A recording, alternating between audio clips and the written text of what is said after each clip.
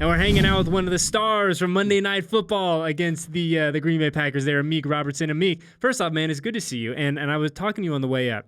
So I want to talk about the pick in a little bit, but I went back and I watched the game because there's so many things that you don't get to see from kind of our level, right? So I go back and I watch the game the next day.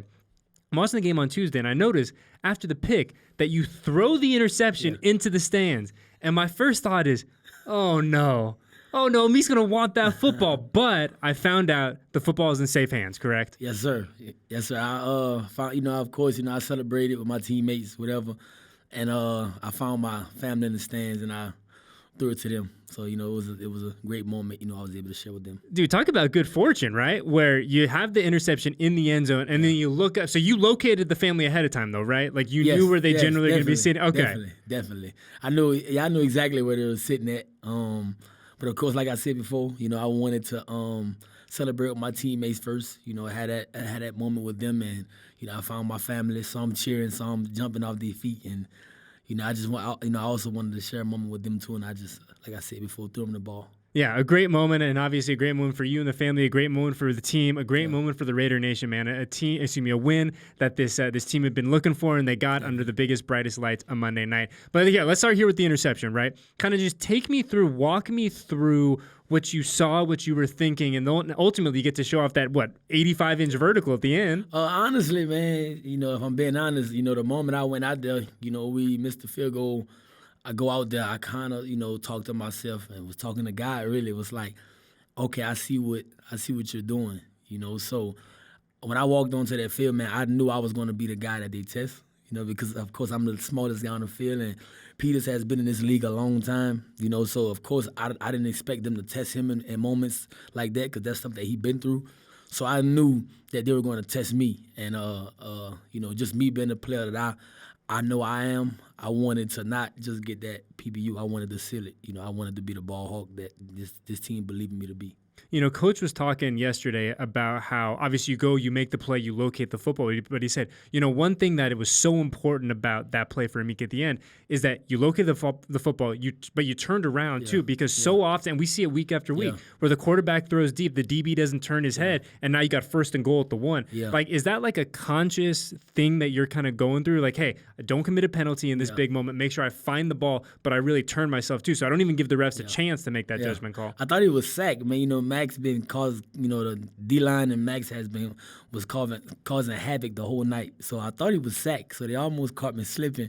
And, and my mindset was just not to panic, locate. I was beat a little bit, but I wasn't beat that much. And I knew the ball couldn't go further because, you're in the end zone. Yeah. So I just located him, and, I look at myself as a guy. Of course I play defense, but coming out of high school, playing high school ball and college, I think, in my opinion, I'm an offensive guy just playing defense, So I trust my ball skills, and moments like that, I didn't panic. I just wanted to get to his chin strap and just look back and locate the ball. And, God and myself took care of the rest. I just trusted my ability. And that's exactly what you did. And we were talking before we started rolling. One thing that I thought was really interesting that you said is that obviously, one reason you've been on this team so long, one reason you've been in this league for a hot minute is that versatility, right? Yes, you can go inside, you can go outside. And I thought you brought up an interesting point that you said that typically you get tested on the outside a little bit more because those guys are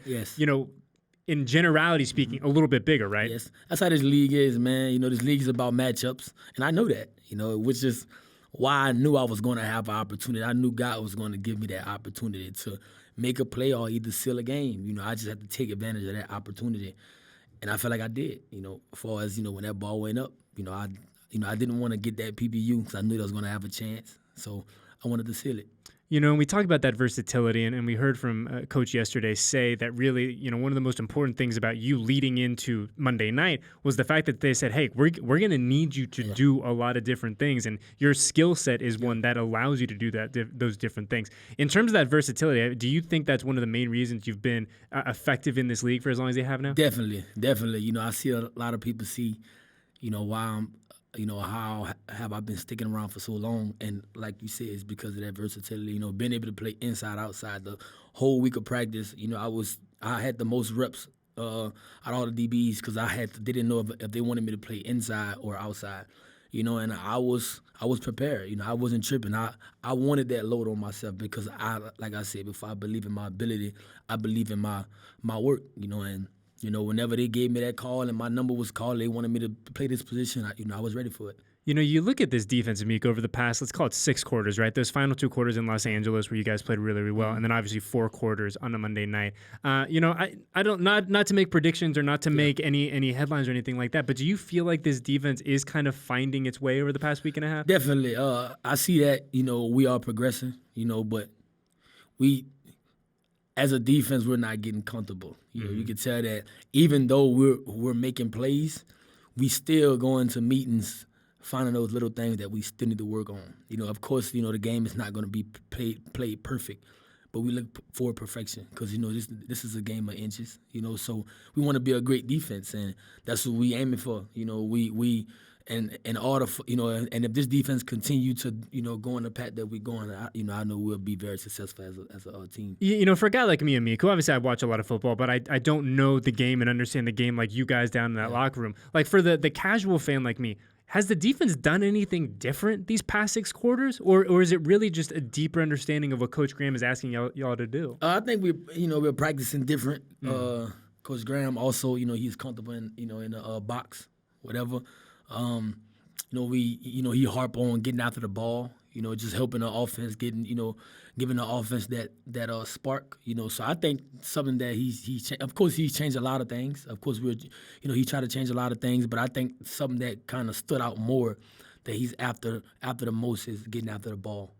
And you guys have done that. I mean, we look at Robert Spillane, right? 2 interceptions, probably could have had a third if it bounced a certain way on Monday. You with that interception, Maxx being disruptive. I mean, we hear all the time, Amik, that turnovers come in bunches. And I mean, shoot, it sure looks that way for the Silver and Black right now. I said that. I said the same thing. I said during the game, I'm like, somebody else going to catch a pick, because after 4-1 card hits, I'm like, someone else gonna catch one. But of course, he doubled back with another one. And then I was able to get an opportunity to catch mine. So of course, it's contagious, man. Once that person get after the ball, as long as we keep swarming after it, man, and keep believing in each other, man, and trusting the scheme, I think we'll be pretty. A dude who doesn't have an interception but has been all around the football, actually named AFC Defensive Player of the Week earlier today, our guy Maxx Crosby. I mean, from your kind of perspective, man, from being back there, from being on the field, seeing him do his thing. I mean, you're shaking your head, you're laughing right now. I mean, what more can we say about the Condor at this point, my friend?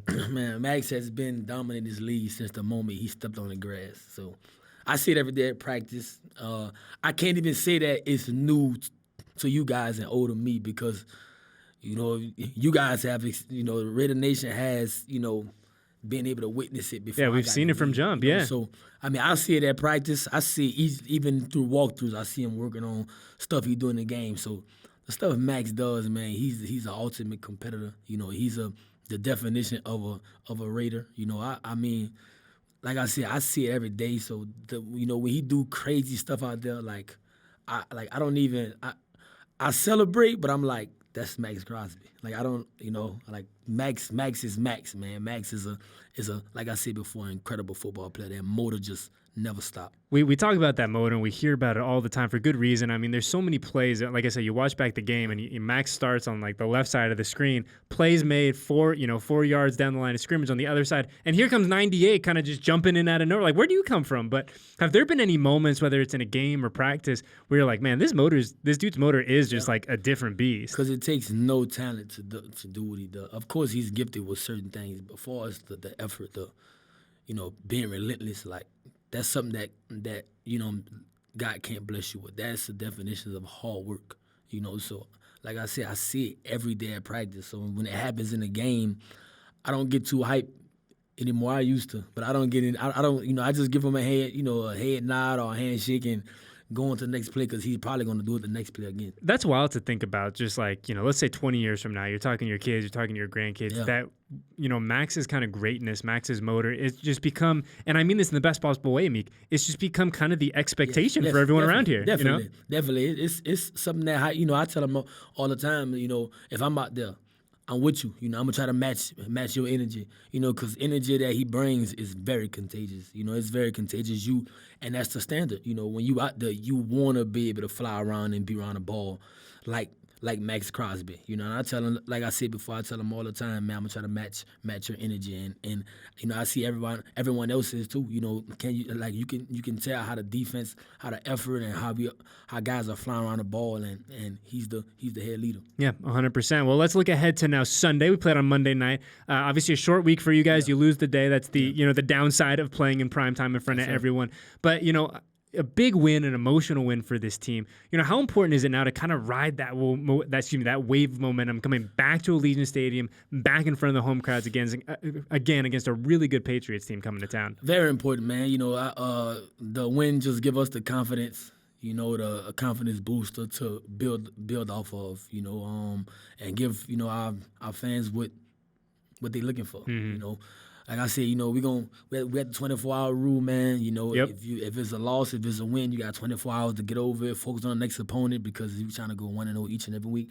And I think that win was very important for us, and it most definitely give us a confidence booster. Yeah, and the fan base is going to be excited to be back at Allegiant this Sunday. Back-to-back home games. We don't have that a lot on the schedule, so we got to take advantage of staying in not getting on a plane, having a chance to stay at your house, sleep in your bed, have the normal home routine. Very, very important. Well, Amik, congratulations, man. Obviously an awesome moment for you, an awesome moment for the family on Monday night in primetime. Here's a good one, actually, on your way up. Who's the most random person that hit you up after that pick? Because we were talking to some of our former players. They said, if you play well on primetime, that phone's going crazy. Oh, it was a bunch of random people that hit me up, but I would say probably the most random person that hit me up would probably be. It's hard. It's hard. I would say probably my trainer in Dallas, probably Clay. Okay. We haven't talked in a while. We have a great relationship. Of course, but in season, there's a lot. He was the guy that just texted me and said, "Just be you." I told you, just be you. Mm-hmm. And you're blessed with a lot of ability that no one else has, and the league hasn't even saw yet. So he said, "Just be you, man, and continue stacking."